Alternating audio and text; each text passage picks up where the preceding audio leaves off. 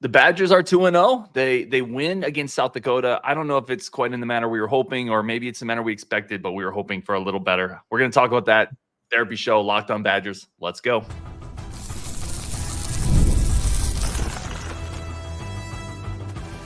You are Locked On Badgers, your daily podcast on the Wisconsin Badgers. Part of the Locked On Podcast Network, your team every day. What is going on, Badger fans? Welcome to Locked On Badgers, your team every single day. Welcome to the reaction show. Today's episode is brought to you by Gametime. Create an account, use code LOCKEDONCollege for $20 off your first purchase. So some good and some bad. Notre Dame lost. Let's just start there, right? So that was awesome. But let's talk the Badger game. Also, Michigan got crushed by Texas like I told you they would. Michigan got crushed by Texas. I'm surprised their defense didn't play better. Michigan. Same. Absolutely was shocked by the fact. I knew they weren't going to score a lot of points, but I really thought they would hold Texas to like 20. I did too. Really Texas is right there with Ohio State and Georgia in terms of overall talent. They're going to be a team that's going to be to reckon with in terms of the title this year. All right, let's talk Badgers. Guys, we always do this. What's your big picture? The game just ended. Rajiv, I think Justin, last week we start with you. Rajiv, this week we'll start with you. What's your big picture out of the game? Pretty much what I expected, really. Did not think that we were going to blow them out. Did not think that we was going to be as close as last week, and thought we would have a few sort of, tense moments, and we did. I think that there's some good to take from the game in general. Young players, I think, certainly playing well. Tackett Curtis getting in there playing well. Too bad to see Lucas, go down with whatever he's dealing with. Hopefully he's okay. But, I think that they're on the defensive side of the ball, other than the first play, the first drive of the third quarter was absolutely ridiculous. 4 plays, 75 yards, 2 minutes, and they rushed the entire time. That cannot happen. But other than that, I think the defense did okay, right? We held them to basically 3 points. The muffed punt gave them 3. So, realistically, we held them. I think there was frustrating parts of the defense that, we'll obviously get into. There's frustrating parts of the offense. It's better than last week. It's not good enough. It's not what we want to be. And I think there's some signs of players specifically that can do good things. But I was glad to see we threw the ball downfield a bit. A couple flea flickers that didn't work, but at least we're trying something. First drive of the game looked really good. I think there are some positives. I think there were some negatives, but honestly, pretty much what I expected to see today. What's up, Justin? All right. Well, my thoughts on this right off the bat are this is a reoccurring theme that to me is just, it is what it is at this point. This team is undisciplined and this team lacks execution. And it's something that happened all last season. We consistently were a team that would shoot ourselves in the foot, or would just not see things that were there for plays to be made, or guys would get themselves out of position. And it's at some point it has to fall on the coaching staff. Now, this game, we had so many stupid things that happened where I'm watching it and I'm like, you need to dictate. You have better athletes on the field. Come after these guys and attack them. All they're doing is running the football. Come downhill and just blow them up and force them to pass. If they're going to prove that they're going to beat you with the pass, so be it. But this isn't a team that you should be afraid of. You saw last week what they did. They ran for 400 yards or whatever it was against whoever they played. Make them prove it. I want to see those running backs have to react in the backfield like ours had to, quite frankly. They weren't afraid to come after us. And why should they? We couldn't throw the football to save our life. So, okay, statistically, it didn't look bad from a passing standpoint. Watching this game from a passing game standpoint was what are we doing? Just nothing feels cohesive. It doesn't feel like it feels like we're just we're a kid playing the video game and I want to throw a pass now. And we're just doing it. Nothing is clicking together and cohesive and feels like it's flowing at all from play calling. And that's both sides of the ball. Defensively, I look at it and I'm like, do we just not understand how to use our personnel? Because there's got to be a better way to use the guys that we have to minimize what we're seeing. And it feels like we want to play this ultra athletic, cause havoc defense when it's maybe we just have to be a bend but don't break defense until you get the dudes in there that you can actually do. Because right now, watching this brutal run defense is killing me. and it's keeping teams in the game and allowing them to drain clock on us when it shouldn't be happening. We should physically be able to dictate against a team like South Dakota, where we go in there and just be like, no, we're not going to let you run it down our throats. We're just going to sit here and we're going to keep you to 3rd and 5 or 3rd and 6, 3rd and 7, and make you have to throw. And then we're going to unleash our secondary guys because we have better secondary. And it doesn't feel like we do that. For whatever reason, it feels like we get gashed. And I know Curtis was pointing this out in the Discord. He kept saying light boxes.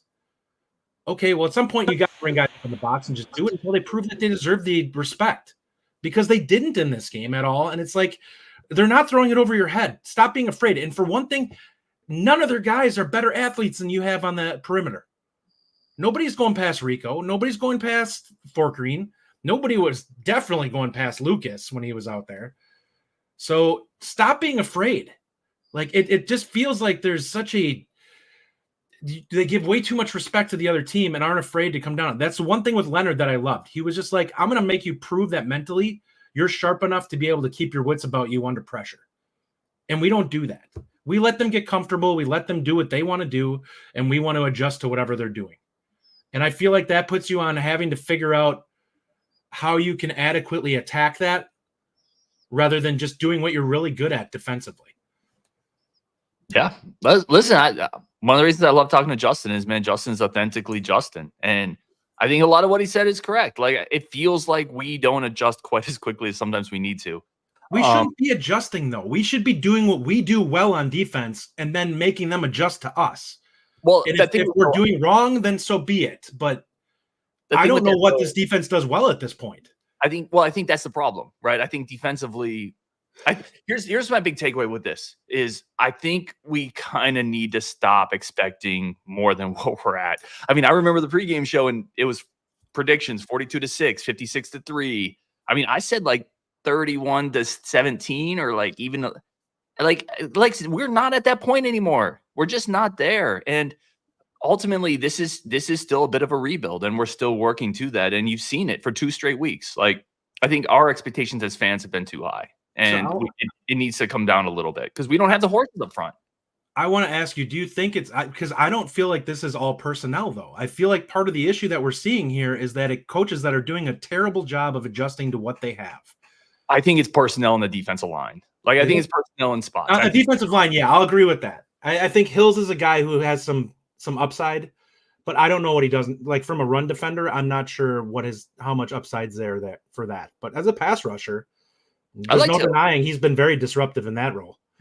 Yeah, I think. Listen, let me hit some good stuff though. Like, because I don't think this is people aren't going to want to hear this, but this is a good FCS team, and good FCS teams now are comparable to mid-level MAC team. They really are. Like, they're basically a MAC team. This is a legit FCS team. I don't care what anybody says. Their running back can play the D1 level. Like, they have a I won't disagree with that, but that I feel like where Wisconsin has the advantage is literally every other player that's out there with him. We should be able to physically overwhelm. And when he gets the ball on a sweep, we should have guys coming downhill that you're not going to stop with our linebackers, for the love of God, are 230 and can run. And at times they make the game look so complicated with the way that they're playing. It's like, you guys just don't look like you have any feel or instinctual look to how you're playing the game. Yeah, I really think that, so one of the things I looked at right away was time of possession. And the one thing I will look, we are kind of a bend don't break defense because we're not really allowing the points, but what we're doing is allowing them to possess the ball. And you said that, Justin, that's the killer. It's the old Wisconsin used to be able to shut drives down very quickly, get the ball back, give our offense, which has never been super prolific, the chance to actually score a lot of points. And we had chances tonight, and we didn't take them. We'll talk about the offense, of course. But I think in general, the defense is doing their job as far as scoring defense, but they have to get off drives faster. In order to do that, you got to shut down the run. So I agree. Load people, put people more in the box. But looks like that's the style they're playing, which is we're not going to put more people in the box. We're just going to make sure we don't give up the big play. And, you're going to have to change that. You're going to have to do more loading in the boxes to stop the run because time of possession is going to kill you. Our offense needs more possessions. We need more time to score. Let me take a quick break because there's a ton we want to get into.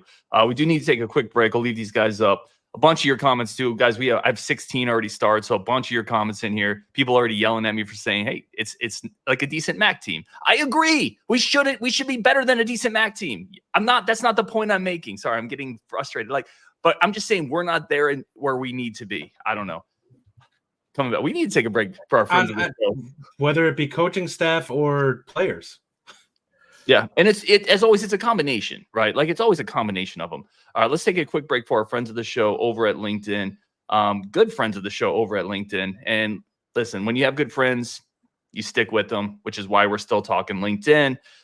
If you need to get hired, both these guys have jobs because they're functional adults. I have a job. LinkedIn can help you find the right hire for your team for free. You want to find that 5-star receptionist? You go over to LinkedIn. You want to find that 5-star. I don't know what other jobs there are out there. Lots of them. You go over to LinkedIn, find the people you need. They have screening tools. Justin has told me what that thing that keeps the spaghetti in the thing with the water that runs out. Colander. We're still talking about the colander. I love it. You want to keep the right spaghetti. A year later. In your thing, right? And then you all know I'm not a cook. But anyway, LinkedIn has a great offer. Head over to LinkedIn Jobs. Helps you find the qualified candidates you want to hire faster and for free. That's linkedin.com/lockedoncollege. Post your job for free. Terms and conditions do apply. Let me hit you with one of my rants. And then Justin and Rajiv, I want to ask you thoughts on this. Like, I like some of the play calling creativity. I like that they're trying to mix it up a little bit. I think we're at the point where some of the younger guys just have to play. And Justin, you were talking about this before the show. Like, I'm a big, and I want to own this. Like, I'm a big Chaney guy. I liked a lot of what I saw from Chaney and Platteville when he did out there. He's faster, more. If Tackett, Curtis, and Allegro look better, they just got to play a little bit more. I'm a big Ches guy. I've said it, but listen, if it walks like a duck and it talks like a duck, don't call it a dinosaur. Yak looked better today. The freshmen look good. You got to get some of the guys out there that are just playing better at this point, and it feels like they're unnecessarily repping some of the older guys a little bit, in my opinion. Yeah, it feels to me like they're afraid of making waves with this. And I think my perspective on it is, what are you losing at this point if you lose guys? Like, I suppose the locker room is always a risk. When you have your leaders that are in there that potentially could be, I'm not sure the leadership that you think you have is going to lead this team where you want it to. Which is if this coaching staff feels like they can get 9-3, 10-2 out of this, and maybe I don't know what the staff thinks they have, but they're typically high on what they have internally. And if that's the case, I do not think that that's what they have in that room. And I think they need to be real with themselves and decide, hey, if I have a bunch of young guys who I feel like are legitimate leaders and have the talent to make us better, I need to rely on the best players being on the field and just go with it and hope that some egos get soothed a little bit if this team is winning. Because there are some really good players. And we saw it, like you said, with Tackett, with Allegro. Those guys flashed instantly when they got on the field. Like, that's not shocking. Lucas flashed instantly when he got on the field. The running backs look like legit guys. Yacamelli, I'll give him credit. He's flashing. He's doing everything he can to get himself more carries. He averaged 9.1 yards a carry today. Like, at some point, he's got to play over Ches Malusi, who's averaged, 3.4 or whatever he was today? Like, this is an FCS school, for Christ's sake. You can't get 4 yards a carry? My God. And you get stood up on a third down, like short run, where you almost don't get it for us? Like, at the end zone. Like, seriously, dude. Come on. Rajiv, thoughts on this? Because I'm not trying to turn this into like a bash Ches thing. I think it's more. I'm not, but it's clear that he is not as talented as these other guys, and they're just afraid. Like, hey, you've put so much time and effort into this. Okay, there's a lot of guys on your roster that have done that. There's walk-ons that have never seen scholarship that are coming in every day and busting their butt for you, and they realize that, hey, it's probably never going to happen for me, but I'm putting all this work in because I want to be a part of this. Well, at some point, that's Ches. I'm sorry, that's where you are. You get to be a part of this. Be happy that you have a scholarship, but you're not really a guy who looks like he is a stud starting running back on a Power 4 school. I'm not saying demote the guy. I'm just saying ride the hot hand. Rajiv. I'm saying demote the guy. He's not productive enough for me to see out there and give this many carries to. I mean, look.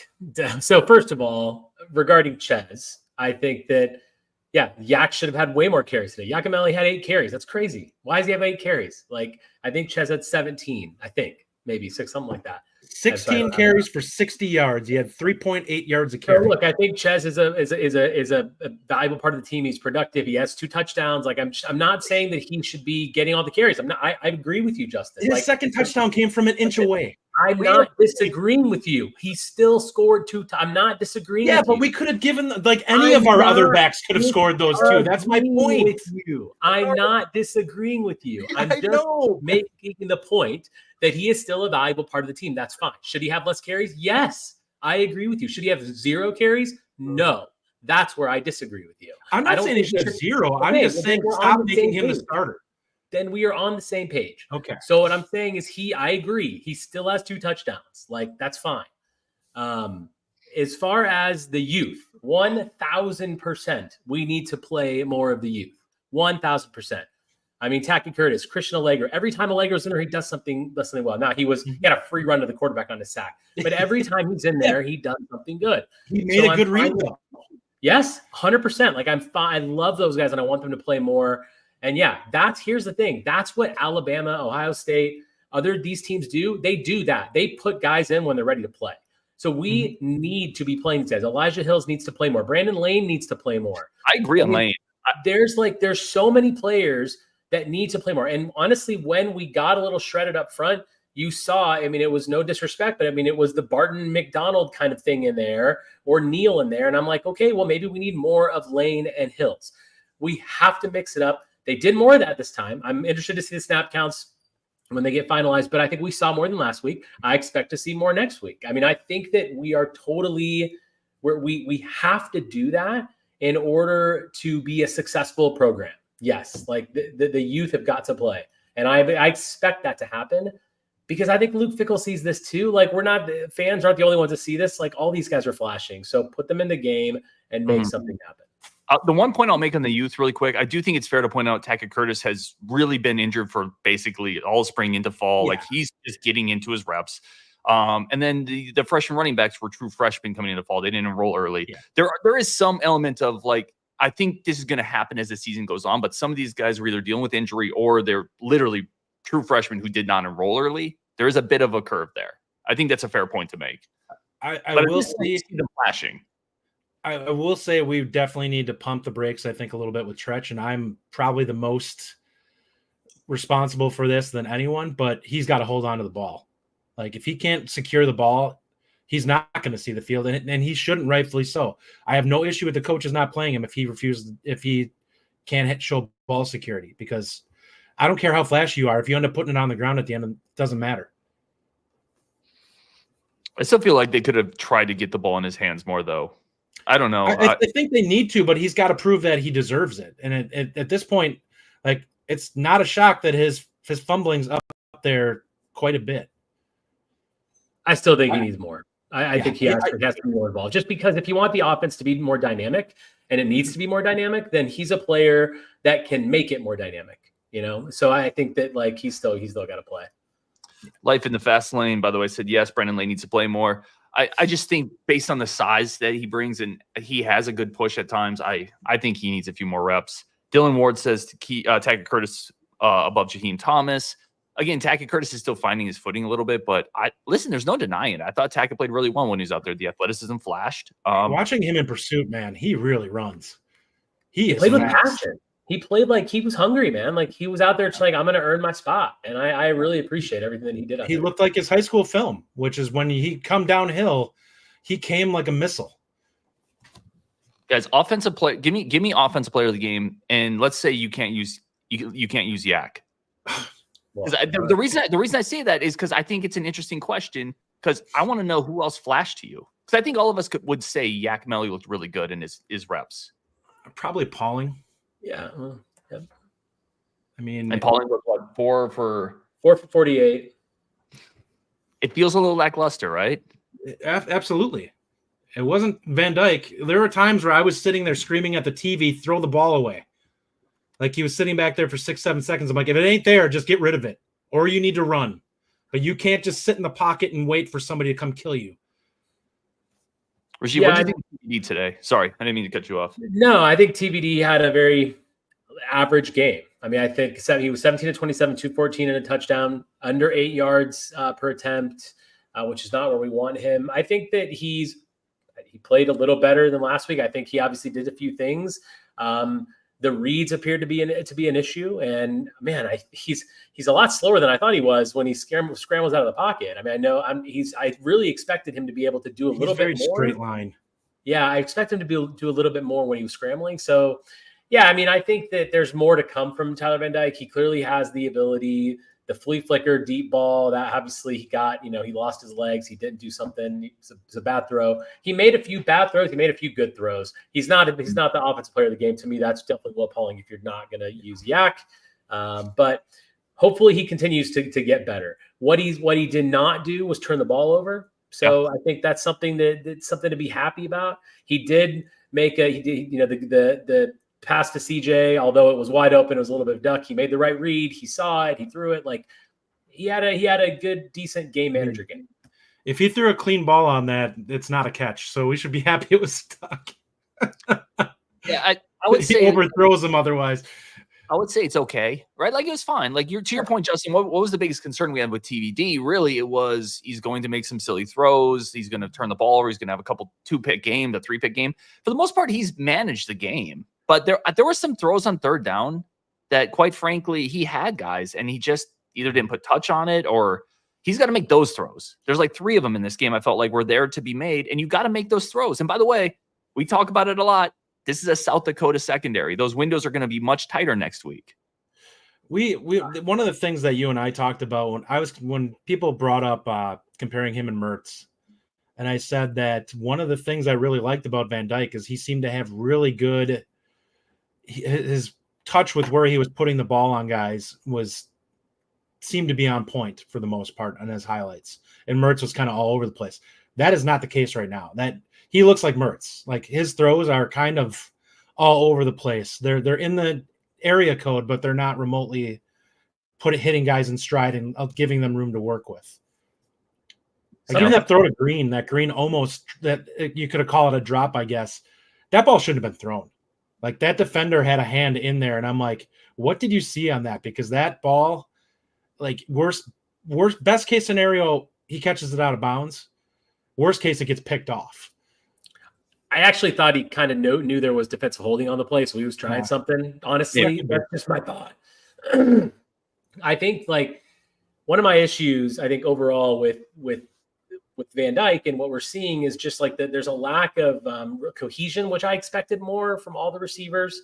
But yeah, the decision making in general is just a little bit questionable. But I do expect him to get better. I mean, I do expect the cohesion to work. He's not turning the ball over. That's good. Let's just keep going with that. And hopefully things begin to open up. Now, our schedule doesn't lend itself to anything opening up, but we'll see what happens.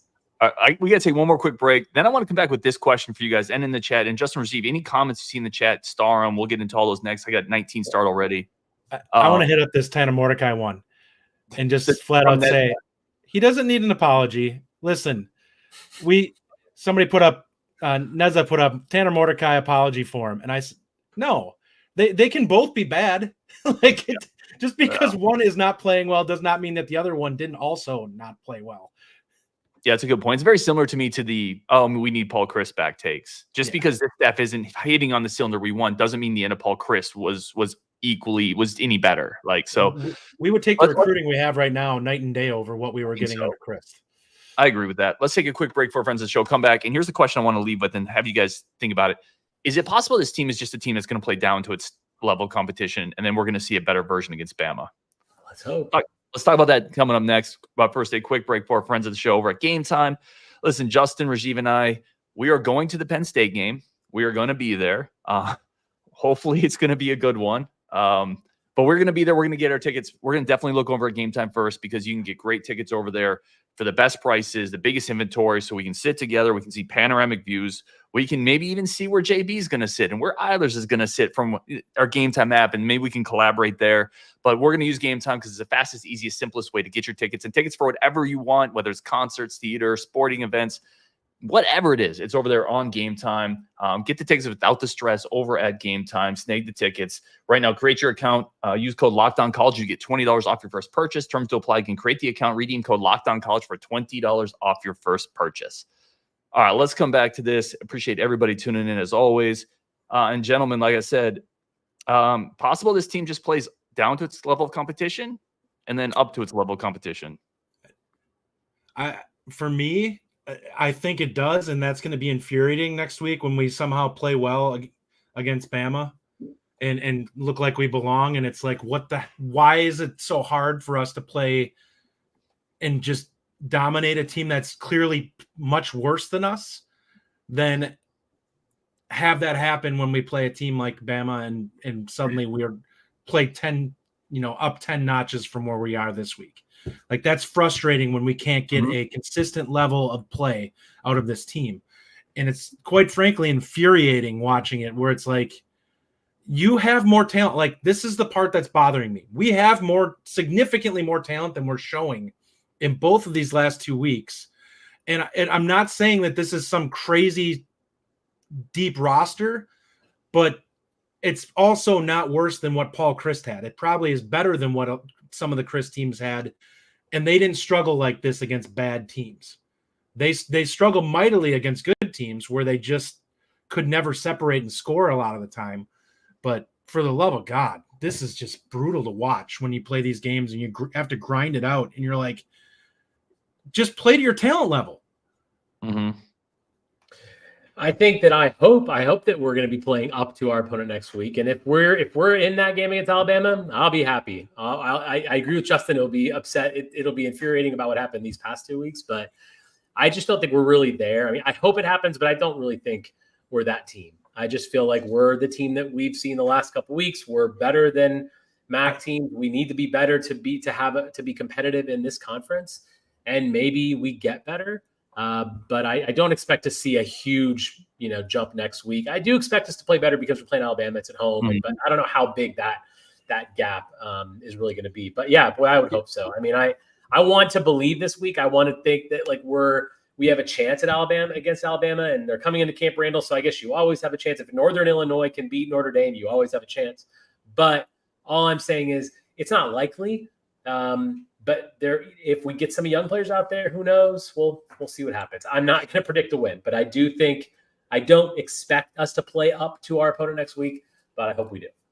Let me ask you too. Do you expect to see any turnover in the 2 deep going into next week? I do. I do expect to see a little bit, because I think we do too. I think it may be substantial at some places. I think that this is really when you have to do that, right? I mean, like I said, you've got it. This is what other big teams do. They set the 2 deep. You kind of had your post-fall camp roster. You play these 2 games. They're against inferior opponents. Let's see what happens. Who flashes? Who comes up? Well, now you've seen some of the young guys flash, so get them on the field. Yeah. And Caleb Ross says, I envision a similar outcome to Ohio State to the Ohio State game last year. I think we would all take that if it was a close game heading into the fourth quarter. I do, though, just because here's the thing, and this is something Kedrick was on the show, and he brought up a good point that I don't think it's talked about a lot. College football, there's no preseason. These first couple of games are kind of like preseason games. You take the film from that, you evaluate, you move on. So I don't know if it's going to be a ton of changes, but I definitely expect to see some changes because you're going to have to. You're going to have to react to a few things. I also want to point out, I think this was a comment, and I think I started if I didn't. Yeah, Roderick Brown says, listen, we're 2-0. Talk to Florida State, Iowa, Notre Dame. I do think inconsistent starts and kind of early season struggles are more common in the transfer portal era. I don't know if there's data to back that up, but I think there's a lot more roster turnover. Teams don't have the cohesion. Yeah, and he's right in a sense. Like, listen, Florida State, what'd they come in ranked? Iowa. Yeah. Michigan Michigan played a great team, but Michigan got rocked today. Notre Dame just lost to Northern Illinois. Like, yeah, it's a fair point. It really is a fair point. 2-0 is 2-0. Yeah, that's ultimately, like I said, we got pretty much what we expected today. I do want to talk about one more thing that we haven't touched on yet today, which we should. It's special teams. Good grief. I mean, Vinny Anthony, it's just, look, it's one play. He probably won't do that the rest of the season, and I hope he doesn't. But honestly, these are the mistakes that teams you can't make. You're literally giving confidence to the other team. It's what happened to us last week. We needed it. We got it. You can't do that. And every single game, I feel like we have these reaction shows. By the way, Vakos, great job. He was a bright spot on special teams. Can we please just have a game where we don't have a special teams blunder that puts us in a situation that can cost us the game? That's coaching that needs to be fixed. And that's what I said. Like there's a discipline and execution issue with this team that needs to be, the ship needs to be righted a little bit. And when I say discipline, that has to do with, Ryan, when you and I are talking about guys overrunning plays on defense. Like you're not playing disciplined. You're not reading your keys. You're not going to the right spot where you should be flowing to the ball. And because of that, you're overrunning things and guys are cutting back and they're finding huge gashing plays. That long touchdown run happened because guys got out of position. Yeah. And this he made a really good read, and the back has talent, but you guys got to make that play. This is FCS. This is not Alabama. Those are veteran linebackers too, man. Yep. Like, got to play like veteran linebackers. This is also, I pointed out, this is the second week in a row. It feels like a team kind of helped us in the second half. You know, whether the muffed punt last week, this week, 3 straight 15-yard penalties on defense. Yeah. It's like, golly, we should just be able to handle these teams a little bit better. O-Train does talk about special teams, gave Vacos some kudos there. I want to bang a couple of these comments out. Let's see. I know we talked about this in our chat. Let's go around. We got a couple comments on this. Matt Van Grischen says, what the heck was going for the touchdown in the fourth quarter? I am butchering what he's saying, but the 4th and 1, where they went for the touchdown, it was a 7-point game, 24. Yeah, if they get the field goal, it was a 10-point game. I didn't like the call. Now it worked. It worked, but I didn't like it because I think if you go up 10, I think to me it felt like an EA Sports thing when you play. You just always go for it on 4th down. The smart football move is to go up 10. I think Fickle has a little bit of my attitude in him, which is, listen, if you can't go get this done, you don't deserve to win. And so he's kind of got the attitude of go out there and get it done. I don't want excuses. This is an FCS opponent. You need to be able to dictate here and prove that you are who you think you are. Because it's a little bit like I said with the whole Barton thing where he was spouting off about the defensive line taking flack and stuff like that. And I'm like, then go prove it. Like, it's not that hard. Like, you guys have these whole season now. You get to go out there and prove that you're better than what we've said you were. And when you don't do it, then I have to sit there and be like, well, we rated you appropriately, and you're not showing us anything to prove that we're wrong. Hills in this case, Ryan, mostly two there. Well, I gladly say he was wrong on him. Like, he didn't expect him to have 2 sacks. I didn't expect him to, but yeah, I thought there were some things I liked on his film when we initially got him. I did not expect him to be this disruptive coming into this. He has proven himself and he's made plays. You get the amount of respect that you earn. And right now, the defensive line is in the process of having to figure out which guys have earned that. Lane needs to go out there and play more. I think we all agree with that because he's just stouter than any of the other guys. And that's a problem right now that we're clearly struggling with. So we were actually going back and forth on this a little bit in the Discord, Ryan. I actually agree with the 4th down call. I think go for it there. I mean, you're on the 1-inch line. Like, if it was the 2-yard line, I would say maybe. Yeah, I don't think I would go for pick it, but you're on the 1-inch line. Like, you need to, and if you don't get it, you give them the ball at the 1-inch line. I mean, that's 99.9 yards they have to go down. They haven't really done that the entire game except that one drive. They had one drive. I absolutely feel like it sends the message to your offensive line. It sends a message to your defense that you trust them. Like, and we need confidence right now. Like, we were going to win that game either way. We did that, in my opinion. I just feel like you need confidence. You're going to play one of the best teams in America next week. I'm all about that play. The second that we didn't get in on that 3rd down, I was like, let's go. Like, I want to go for it. And I think he made the right call completely. But I totally hear your argument about going up 2 scores. I just feel like the way the sort of like the feeling that you were getting in that moment, I feel like, it's just like, let's get in here. Let's go 14. Let's put this game to bed and send a message that we can do things when we need to. I like the call. Yeah, and we got definitely people that are on both sides of this. Badger and Bournemouth says dumb decision. Neza says good call. People are pretty split on this, it feels like. To me, here's where I'm at. I don't care about sending a message. I want to win the game.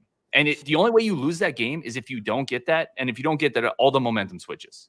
Everything switches. And then it's a 1-score game. And we've seen how they can gash us for 30, 40 yards at a time on the ground. I think the only way you lose that game is if you go for it in that situation and you don't get it. I hear your point, though. Like, you want to just be able to pump it in. But this isn't that team all the time. We just saw on the previous play, Malusi got stuffed.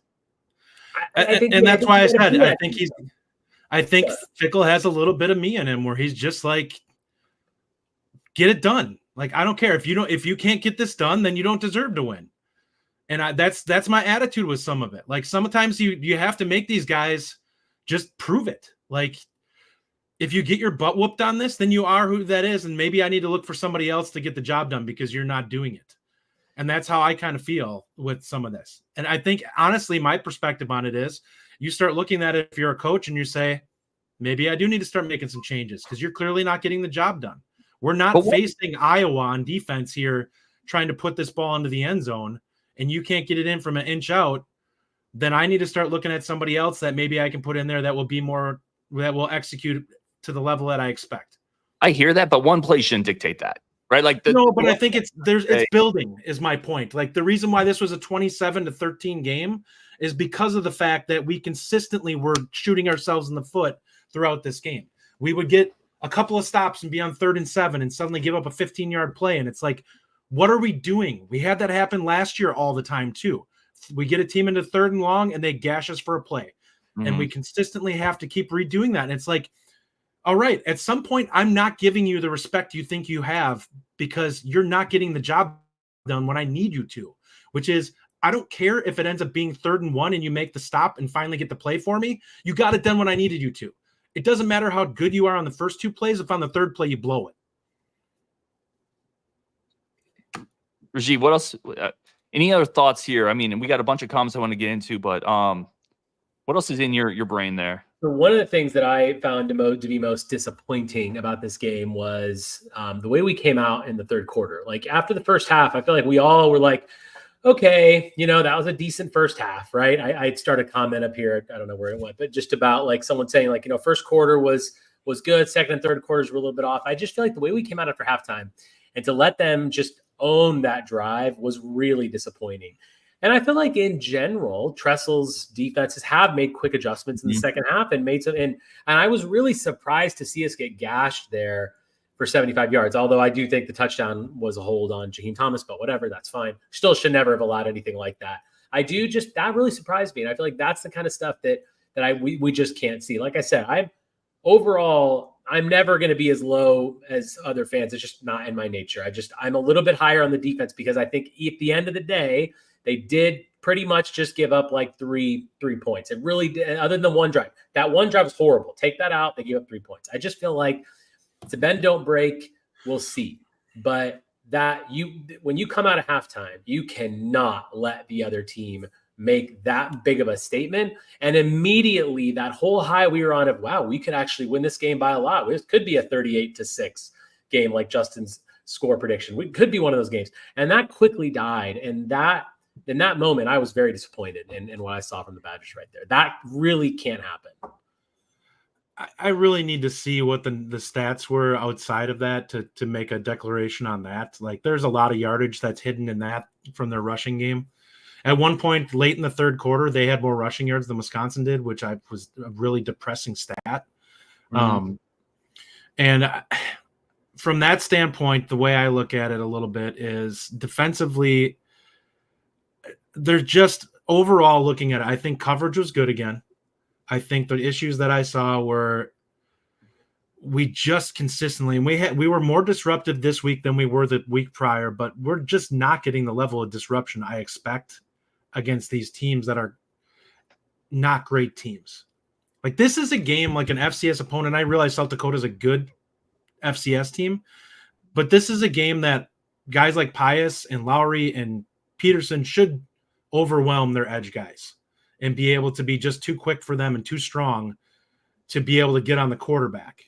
It's not that I expect South Dakota to do nothing. It's that I expect them to kind of make things happen despite that. And that's not what it was today. They had time to do the things they wanted to.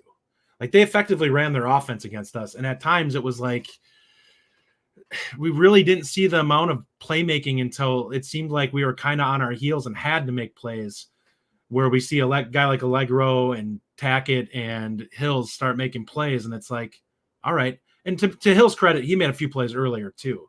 Mm-hmm. Like, but I didn't see plays from Neal. I didn't see plays from Barton. I didn't see like those guys really didn't do much of anything in this game. And Chaney and Jaheim Thomas really weren't disruptive either. Chaney had a good pass rush on a little inside stunt between him and Thomas that he got some pressure. I would say this. So I think, and Todd Romance, by the way, says going for the touchdown sent a great signal for your entire team. That I'm always here for all the points, and I think that's a great point. And Rajiv, you made that point as well. 100%, you got it, and that's a confidence boost. Like, we believe in you, go get it. I respect that. I do think I will say the defense had a really nice stand after the muffed punt, right? That quick turnaround. I think they got -7 yards on that drive. Like, so there's flashes here that you point to and say, I like that. And that was a good moment for the defense. I think from that point on, they played well. They kind of gashed. Yeah. So that was nice. In terms of the pressure disruption, this is going to sound like an excuse, and people in the chat are going to crush me because I'm already making excuses. They run a lot of stuff that's hard to get straight pressure. They run a lot of reverses. They run a lot of quick passes, a lot of like 6-yard button hooks. It's not a 7-step drop back type of an offense. They just don't do that. No, but my point is that you're not even seeing guys like expose the edge and just get through bend and they don't have to get home. I'm not expecting sacks. What I'm expecting is that QB to be really uncomfortable when he's getting rid of the football. And it just doesn't seem like that. Even if, like, I realize he's getting rid of the ball fairly quickly, but I'm not seeing any plays where those guys are like getting there a half tick late. It's like they're just not there for the most part. I think Caleb has a good point here. Seems like this team is 1 to 2 years away from being back to the old Badgers again. Probably. It does feel like a 4-year rebuild. The question is, will the coordinators both be here still if it takes that long? Can I ask I don't know if they will be. Can I ask you guys right now where you are? Where are you on Longo? Like two weeks into this season, as far as play calling and everything he's doing, where are you on Longo right now? I have absolutely hated the first 2 weeks of this offense. It doesn't feel cohesive to me. It does not feel like we have an identity in terms of what we're trying. I know we want to run the football, but I'm like, from a play calling standpoint, nothing feels like it's flowing together in terms of the play calling and the type of stuff I'm seeing. Everything feels disjointed still, kind of like last year. And part of that's probably because of Van Dyke being a new quarterback. But for whatever reason, it just doesn't feel like I have an expectation of what I'm going to see on a particular drive from him as a coordinator. It feels like we come out and then we'll have one drive, we do this, and then the next drive we do something completely different, and we're kind of all over the place. Like the flea flicker plays, like we're not doing that crap against Alabama. Like that's garbage that you're putting on film to let them know that it's there, but we're not going to run that. Like, we're going to get blown up. That's a play where you're going to get absolutely killed on if you try run that against Bama. So I just wanted to see them run crisp offense where we look like we're coherent. Like, run what you would run against any other team in the Big Ten that you want to run if you're trying to put together a solid drive. Don't do any of this weird trick stuff that you're never going to do again against somebody else. Watch them open the game with that against Bama. I would say I'm throw a pick six. I'm pessimistic. It feels kind of like we went and hired a contractor to rebuild this foundation, right? And this contractor had really good pictures on his website and good resumes and good references. And then he got here and he's putting up drywall, and it's kind of like, that's a little wonky. That doesn't look great. It feels like there's no consistency in what he's trying to do. Like, there's moments in the game where you start off and you're running a lot of RPO stuff, quick hitters. You feel like you're in a good rhythm. There's more tempo. We saw some tempo. And then later in the game, that tempo just kind of disappeared, right? And some of what we were doing stopped working. It's like, well, where did that go? Like, how do you dicing them up? And then the second half, it feels like we're a German tank stuck in the Russian mud in 1942, and you can't move past the front lines. There's no consistency and no feel. And that's the most concerning part to me. I don't know what our identity is. I don't know what RPO should be our staple, right? Like, but it's not always there, right? And then for a lot of the first week, it was a bunch of 12 personnel. And we were all like, well, that's kind of different. I've never seen him run that much 12. And then this week, it was less of that. And it was more, I don't know what the identity is. And that's what bothers me. Like, there's different versions, like there's different plays you can run out of the RPO. But what my point with that is that realistically, there is no way to totally combat it if you make the correct read as the quarterback. Like, yeah, you may not get a ton of yards on a certain run play, but it might be the correct read. You might only get 2 or 3 yards, and that's fine. But if it's setting up the pass plays so that guys start coming downhill where you end up being able to gash them with the pass, so be it. Like, you need to run those plays consistently so that they work the way they're intended to. You can't just run it once or twice a quarter and be like, well, we ran it twice. We got that out of the way. It's like, no, it becomes a bread and butter because you get it. So you start to execute it so well that it doesn't matter. The defense just can't defend it as well as they want to. And your guys are so fluid in running it that they run it well. That's why Wisconsin's run game used to work so well back in the day. We got so good at running it that the offensive linemen were better than whatever the defense could do to try to combat it. It's not super complicated. Rajiv, where are you at on him? Yeah, so for me, I feel like I'm kind of hot and cold. I think that like we saw more this week of things that we wanted to see. Like I wanted to see him scheme up different things. Yes, less 12 personnel because we don't really didn't need that. I wanted him to scheme up things to generate big plays. It's what Kotelnicki is doing at Penn State right now. And it's like, I understand that we don't have the best athletes all over the place, and that's fine. There's things that you can do. And in the first drive, we did that. The first half, I think we did some of that, and we really opened things up. I just feel like I want more of that. So if things like we saw in the first drive continue, and like you're saying, Justin, and running different sets of things that you're going to run against these other teams, utilizing your slot more, using Tretch more, like I think we saw a better overall play calling game than last week, especially because of the first quarter. I just expect to see that continue. So if it doesn't continue, then my opinion of Longo is going to go one direction. Can I just bring up maybe the most obvious thing here is it's just a quarterback issue, and you're never gonna have a great looking offensive coordinator if we don't nail the quarterback issue. And until we develop that guy in house, or until we somehow pawn off enough stuff in state to get $5 million to spend on a Cam Ward in the portal, like ultimately you look at Longo's success is with NFL quarterbacks. It's with Howe and May and NFL receivers. And it's a lot of based on reads that clearly, from what we're again, it's hard to see without the all 22. It looks like he's missing some reads. So you're right. I mean, that's a big point, obviously. But the issue I have there, Ryan, is you can't be a guy who can only be effective with NFL quarterbacks. Like you have to be that guy. Is my point. That he might actually be that guy. Yeah, and I know, and you might not be wrong with that.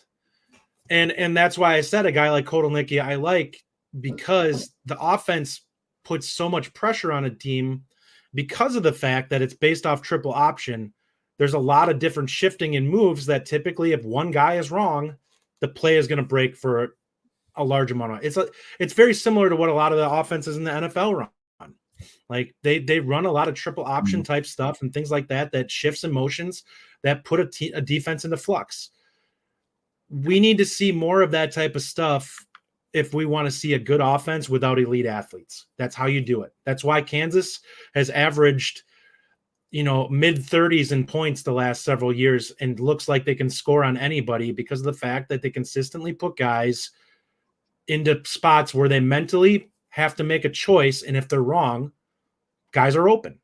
I'm only smiling because if you have Kansas and Kotelnicki on your lockdown bingo card, Justin once again banged out those spots for you. Yeah, you can get them. I'll keep going. Like they're going to probably do it again tonight. I'm going to watch them beat the crap out of Illinois tonight, and it's going to be a thing of beauty. That'd be perfectly acceptable. There's two more things I want to quickly get into, and then we're approaching an hour, so definitely kick to you guys if you have any other things. This is from Ryan Arnold. Legitimately, if you can find positives on either side of the ball, you're taking some serious copium. I disagree with this because I think we won the game and we saw teams ranked lose games against teams like this. So I'm not going to. I am absolutely not going to sit here and say everything is gone. Throw out the bathwater and the baby. I don't even know what is that the saying? But you don't throw everything away. Don't throw the baby out with the bathwater. Thank you. Keep the baby. Keep the baby. But my point is, we are 2-0. Like there are teams out there, again. It doesn't make this performance great, but there are positives if you want to find them. Yeah, I agree, obviously, with you, Justin. I mean, not Justin, with Brian. Sorry. I mean, I think that I always like to find positives, and I feel like you can see positives on defense, and it's fine. Like, I totally respect people that don't see any positives here. I totally get it. And I'm going to go do a rewatch, and I'll be excited to talk about this again tomorrow night with Justin. I just feel like there are some things that I'm like, okay. I mean, I feel like at halftime, honestly, most Badger fans are feeling pretty good. I don't know about you guys, but I was feeling pretty good at halftime. I was like, all right, that's a solid kind of half. So I do think there are small bits of positivity. I'm always going to find them. And at the end of the day, you're right, Ryan, we are 2-0 and a lot of other teams are not. Yeah. So what I'll say on that topic is simply this. Do you guys think this is a transition year? I think we're in a transition period. Yeah. I would agree with that. But the problem I have with this is that next year is also going to be a transition year. So if you think a lot of these guys are going to be your starters next year, and I know you don't ever want to just throw guys out there because, well, this is going to be the future. But the way I look at it is some of these guys are actually better, or at least on par with what you have. I would rather take the chance on the guy with upside than the guy that you just brought in because you're hoping to get something out of him. And I feel like that's the way this season is going to play out. We're probably not there yet, there's going to be a lot of shuffling in this 2 deep. I'll say that right now. We're going to see some guys get turned over just because of the fact that this team isn't good enough. And I don't think that a lot of these guys have enough upside for us to say, I can sit on you the whole season and trust you. And that may even be Van Dyke. Like, he may work his way out of that starter role. He hasn't really shown a reason why he deserves the starting quarterback position right now through 2 games, other than he's done a fairly decent job of not turning it over. Which matters. Like that's a big part. But he's also not exactly leading a ton of, drive. No, which also matters. Yeah, so this comment that you just put up, are you happy with these performances? That's what I was getting at. I do agree with you on this, Ryan Arnold. I think that performance is a really big part of sports for me and this for me. I completely agree with you. I just think that I wanted to leave today having make the vibes were going to be good in Madison. We were going to be feeling good. And I don't really feel that. Although we are 2-0, and I do feel that, and I feel like that's good. There was some sign. So I'm not super low, but no, I'm not happy with these performances. I do want them to get better, but I'm glad that we've seen the performances that we've seen, and we're still undefeated. I'm happy about that, and our other teams can't say that. So we've seen some pieces flash. We've seen some guys that we think are going to make certain position groups better. I feel better about Hills in the 2 deep being a guy that I think I can get something out of going forward this season. I feel better about Tackett Curtis looking like a guy who potentially could be a nice piece in that linebacker room. Same with Allegro. I feel pretty good about, I think we all feel great about Lucas. Hopefully it's just something he tweaked a little bit that it's, just needs to heal up for a couple of days from that slip. But he's obviously a star in the making, and this is what you're looking at. Now it's about finding pieces, because I think this team is kind of a mishmash still of personnel, and we're looking at it and we're like, we need to find the ones who are our winners, who are our guys that are going to elevate this roster. And that's what you're looking for right now. Yeah. I just want to ping on this too. Like, Brian, I completely agree with you. Just like Rajiv, I just think, listen, you're never as good as you think you are, and you're never as bad as you think you are. It's kind of an adage I try to live by. So no, I'm not happy with these performances, but that doesn't mean that there's no positives either. A couple funny comments in here that I wanted to quickly pick up. Joe R says the fan base will have plenty of time to spend in the abyss. No need to rush it. We do have some tough games coming up. That's true. Fair. Tim says if we're not talking about lack of Tretch utilization, we are not serious. We did touch on that earlier in the show. Yeah. Guys, here's the last one I wanted to follow up on, and then whatever else you guys have that you want to talk about. What's the thing you were most certain on coming into this year that you're now questioning the most? Offensive line performance. I think that I did expect that to be one of the stronger units of the team. And I feel like we got a little more push tonight, but we should have had more push the last couple games. There was they had a 3-man rush, and they sacked Tyler Van Dyke and on a stunt. And I just there's things, the line play hasn't been as consistent as I expected it to be. Justin. Yeah, I mean, that's obviously one for me too. But I also look at quarterback play, and I expected him to be good in these 2 games at least because of the level of opponent that we're playing, and he's not impressing me right now at all. He's very average. That's the one I was going to go with, was TVD. I thought in these 2 games you would see, quite frankly, I thought you would see a couple plays where you're just like, that's a 60-yard post play, or you a multiple 40-yard pass. And I thought they would gash him a little bit more with his legs. We saw it in Platteville. Now it turns out maybe that was against our defensive front 7, and that was part of it. But he's been a little wonky on his legs, not really able to stay upright as much as I thought he would. It'd be TVD for me, and if it's not TVD, it'd be the combination of Chaney and Thomas. I was just expecting more from that veteran inside linebacker combo. I was actually watching randomly on TV a game from last year. And Mordecai, man, he was so much faster. He was really quite a weapon running out of the backfield. The one thing that I wanted to just quickly bring up is the linebacker play. And I mean, is it time that when Jaheim Thomas came here, he was a guy that could be on the inside or the outside. And we've got, Curtis and Allegro. Is Thomas maybe a better option to be on the outside, where he could be more of a pass rusher, where he can use his speed to get to the sideline a bit more? I'm just wondering if maybe he is, I'm not saying he's in the wrong position, but could we utilize his skills on the outside? What do you guys think? I think personally, if I was going to go, I don't know if he's the guy I go to. Like, if you're looking for an athlete on the edge, I think you go with Sebastian Cheeks because he's already playing there. Like, he could probably do it with Jaheim Thomas, but I don't know if I've seen much from him from a pass rushing standpoint that I look and say, okay, he's looks like a guy who's really adept at that role. I think he likes to run around and make tackles. Yeah, I like Allegro as a guy more that I think I would move into that role because I think he has some real instincts as a pass rusher. Good point. I just think you have a lot of new linebackers trying to find their spots, and I hear you on that because it allows you to get some of those other guys on the field more. But I don't know if you want to mess with what you've repped up to this point because they really haven't had enough time to rep it anyway. And now you're gonna. I don't know if it would make sense to try to move him. He's a veteran; he could do it. I was told like part of the pitch to get I don't even know. Yeah, I can say whatever. Part of the reason we got Tackett is we kind of told Tackett to some degree we can play Jaheim on the outside.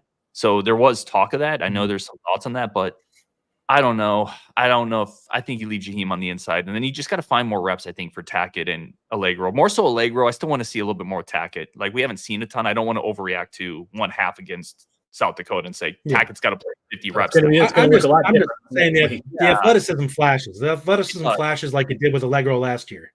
It does, but let's see a little bit more. But either way, I think you get him more on the field, and then you get. We've been talking about Allegro for a year and a half. It feels like a year. It feels like he just physically looks different. And yes, on that one play where they didn't block him up, but go back. He made the read. He looks like a lion getting ready to pounce on a gazelle. Like, he is just a different type of dude, and he needs some reps. He's bigger than Chaney. He's more decisive. I think it's Allegro time. Gentlemen, we are at about an hour. We've had hundreds of people in here, bunch of comments. We always wrap these comments up when we do like a community show or get some of these comments in. I know I've already asked this, but any last thoughts here? Like, I'm gonna default a little positive because that's just I'm kind of like Rajiv in that sense. Like, I like that we're 2-0. I know other teams struggling doesn't mean it's okay if we don't play up to our potential, but we did find a way to finish it off. There's little pieces I like. And I do think there's a scenario where this team plays a lot better with Bama in town. I think they could play up to that level of competition. And for everyone thinking next week's just going to be a blowout, I kind of think it might be a little closer than that. But yeah, Justin's like, I think we're going to see a lot more of the guys that we saw at the tail end of this game. And I also think that we're going to see a lot more Yacamelli. And I think we're going to see a lot more Dupree. And it's hard for me to say how much of the young guys we're going to see, because if Tywee's back, he may be out there more too, which is going to kind of cloud things up a little bit. But I think Dupree and Jones, there's an extra gear that those two have that Tywee and Malusi just don't have. I will just say this. I've been looking forward to this Alabama game for a long time since it popped up as that we were going to have a home and home with Alabama. I'm saddened that I'm not more pumped and like ready to go for next week, because obviously I don't think we're going to win, and I don't really think we are really that close. But I hope that they overperform. I hope that we have a great week and we can actually be in that game. And if we find a way to win, I'll call us national champions. I don't care. I just feel like I hope that we have something. I'm excited for the week because I've been ready for this game. I think it's really cool to have a team like Alabama come to Camp Randall. I'm planning on going to Tuscaloosa next year. I think that'll be great. I just hope that we give these guys a game.